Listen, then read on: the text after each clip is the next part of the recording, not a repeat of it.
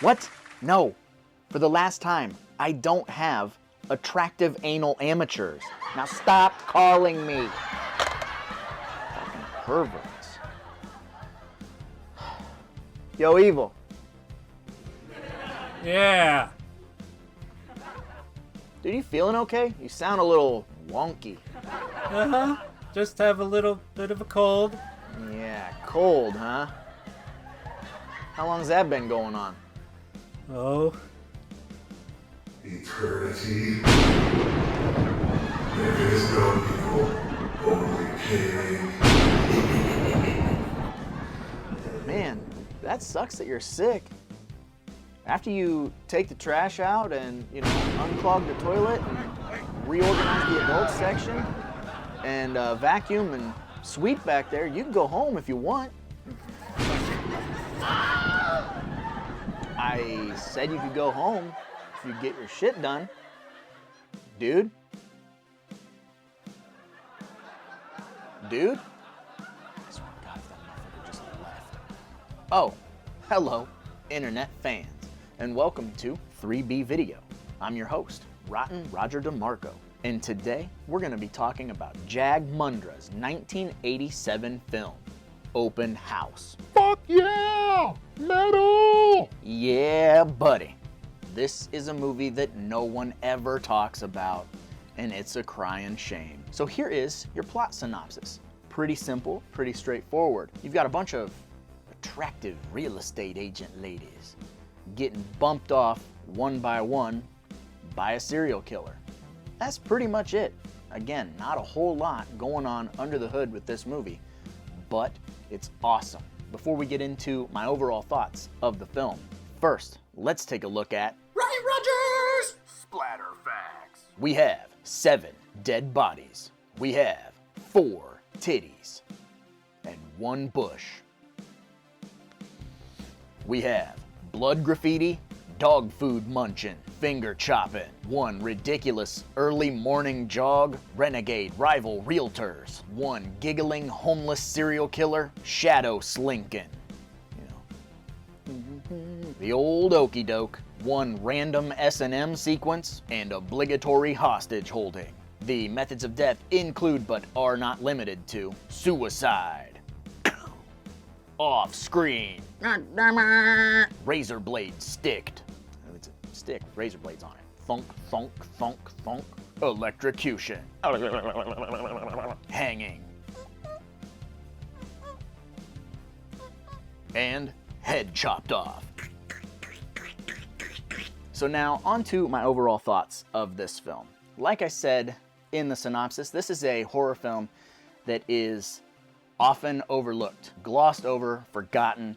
No one ever talks about this film. If you look up the title, Open House, there's about 60 other horror films that pop up, not this one, which is a travesty because this one stars Adrienne Barbeau. That alone puts it in horror royalty. And unfortunately, since there are so many movies titled Open House, this one is very difficult to track down. I think it only exists on VHS unless you go to VHS-PS, the VHS Preservation Society.com, and order a not official release on DVD, which is what I had to do because I love this movie. But don't let the fact that it's hard to find deter you from watching it. It's free on a number of places, including YouTube. Definitely worth your time, and I'm gonna tell you why right now. So stay tuned, because we're getting into it right now. I just went full-blown YouTuber on you. So you have a homeless serial killer who's gigantic, big hulking bastard, walking around giggling like fucking Larry Drake in Dr. Giggles, carrying around a plunger stick that he literally puts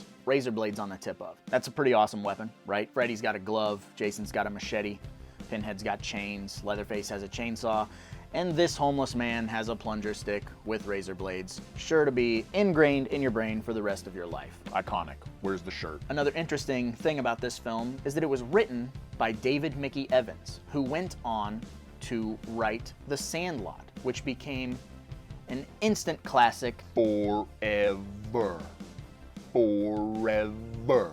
And it's a really odd movie because it's all of these super sexy, attractive real estate ladies. And movies like this that I saw when I was younger led me to believe that you could get laid doing just about anything. Like if you were going to go look at a house, the real estate lady would strip off her clothes and want to show you the bedroom. That's not real life.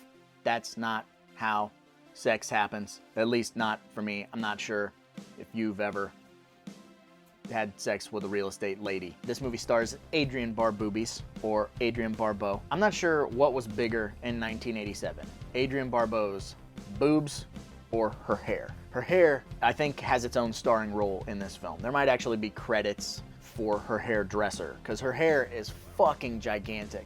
Floofy perm thing that everyone was doing, or at least Adrienne Barbeau was doing, that doesn't detract from how rad she is in this film. And if you're wanting to see her naked because you didn't get to see it in your edited version of Swamp Thing, look no further than Open House. Get your eyeballs full of Adrienne Barbeaubs. She is an excellent lead girl. In most of these other movies, she has a supporting role that's a larger supporting role, but in this film, she technically is the lead. And there's a few things about this movie that really kind of get under my skin. This is better than your average slasher film. But there is a scene in this movie where a person is hanging by their neck and the dead body is just there, swinging. When I saw this when I was a kid, it really left an imprint on me. And it still bothers me to this day. When there's a body hanging with its eyes open, there's just something about how real that looks and how real that feels. It's still very effective. For a movie that came out in 1987, that's a cheesy slasher film with a bunch of random nudity. There are some scenes in this movie that'll make you go, Jesus Christ, was not expecting that. Another great thing about this movie, which is one of my all-time favorite horror movie tropes, is the overly skeptical police officers, which happens all the time, right? But in this film, we are presented with evidence of about 6 or 7 dead bodies, and the police are still very skeptical, and they're like, man, this is some sort of a publicity stunt to get yourself people buying more of your houses, isn't it, see? On what planet is staging 7 deaths in houses you're trying to sell supposed to sell more of your houses? I think it would do the exact opposite. I think people wouldn't want to come to your houses. Probably. I don't know. Do you know? Let me know. Just like any slasher film, you have a very large, hulking serial killer who is seemingly unstoppable. He goes through all of these things just demolishing people. And then there's a spot where he's being mowed down with bullets like he's fucking Michael Myers. And he's taking these bullets like a champ. He takes a bullet to the head and his brains are on the ground. He still gets up and comes after these people. But he takes a kick to the nuts and that immobilizes him. It's very funny. I'm not sure if that's subtext. I might be too stupid to get the subtext about that. Maybe he's thinking with his penis, so his brain doesn't really matter. There's some things going on, maybe. Maybe it's a little deeper. Let's get Freudian with it. It's just hilarious to me. I mean, even Jason Voorhees will do a when they take a kick to the balls. Why? Why is that a thing? This movie, since it was made in '87, it's a little late to the game when it comes to the slasher tropes. So when you're this late to the game, you're not really coming up with things that are original. So of course you have to lift, borrow, pay homage, steal from other films. And this movie does that, but does it very well. It borrows things from Halloween. It borrows things from every other slasher you've ever seen and kind of interweaves them into this film. So in my personal opinion, this movie is 100% popcorn as fuck. Because it's just a fun slasher film with a big, intimidating killer, big hair, awesome synth music, a decent body count, a fair amount of nudity, and it's just better than the average slasher film. And I wish more people knew about this movie, so that's why I had to talk about it, because I've been a big fan of this film for a very long time. It was just very hard for me to track down. This movie is way too fun to forget about, so if you can find a way to watch it, please do so, because this movie might not be Oscar worthy. It might not even be good enough to get put on DVD or Blu-ray or whatever, but in here, in 3B video, this B movie is the movie.